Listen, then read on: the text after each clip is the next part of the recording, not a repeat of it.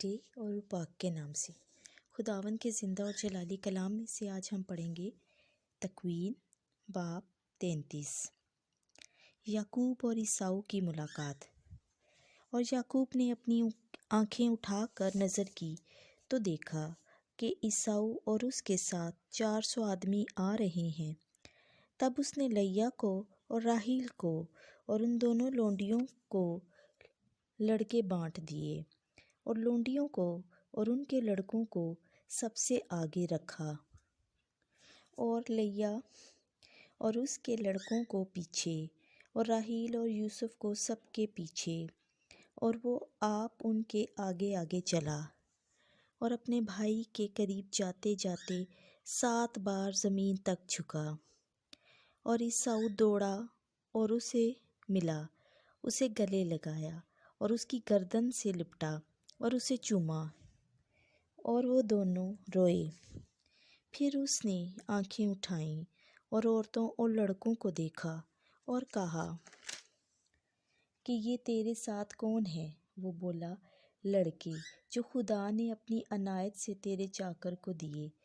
تب لونڈیاں اور ان کے لڑکے نزدیک آئے اور انہوں نے اپنے آپ کو جھکایا۔ پھر لیا اپنے لڑکوں کے ساتھ نزدیک آئی اور انہوں نے اپنے آپ کو جھکایا۔ آخر کو یوسف اور راحیل پاس آئے اور دونوں جھکے۔ اور عیساؤ نے کہا کہ اس انبوہ سے جو مجھے ملا کیا مراد ہے؟ وہ بولا کہ اپنے آقا کی نظر میں مورود لطف ہوں۔ تب عیساؤ بولا، میرے بھائی، میرے پاس بہت ہے، جو تیرا ہے اپنے ہی پاس رکھ۔ یعقوب نے کہا، ایسا نہیں، اگر میں تیری نظر میں مقبول ہوں تو میرا ہدیہ میرے ہاتھ سے قبول کر، کیونکہ میں تیرے حضور مقبول ہوا جس طرح کہ خدا کے حضور، اور تو مجھ سے راضی ہوا۔ میری برکت کو جو تیرے پاس لائی گئی ہے قبول کر، کہ خدا نے مجھ پر شفقت کی ہے اور میرے پاس سب کچھ ہے۔ جب اس نے بہت منت کی تب اس نے لے لیا، اور اس نے کہا کہ آؤ کوچ کریں اور چلیں، اور میں تیرے ساتھ چلوں گا۔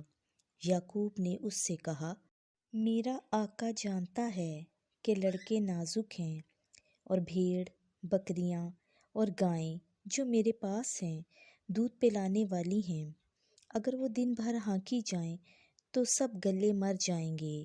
سو میرا آقا اپنے چاکر سے بیشتر روانہ ہو جائے، اور میں آہستہ آہستہ جیسا کہ مویشی چلیں اور لڑکے برداشت کریں چلوں گا، یہاں تک کہ سعیر میں اپنے آقا کے پاس آ پہنچوں۔ تب عیساؤ نے کہا، کیا میں ان لوگوں میں سے جو میرے ساتھ ہیں کئی ایک تیرے ساتھ چھوڑ جاؤں؟ وہ بولا، کیا ضرورت، میرے لیے یہ کافی ہیں کہ میں اپنے آقا کا منظور نظر ہوا ہوں۔ تب عیساؤ اسی دن اپنی راہ سے سعیر کو لوٹ گیا، اور یعقوب سفر کر کے سکونت پہنچا اور اپنے لیے ایک گھر بنایا اور اپنے مویشیوں کے لیے سائبان لگائے۔ اس سبب سے اس جگہ کا نام سکونت رکھا۔ اور یعقوب فدان ارام سے آ کر شہر شیلم تک، جو ملک کنعان میں اہل شکم کا شہر ہے، پہنچا، اور شہر کے مشرق میں جا بسا۔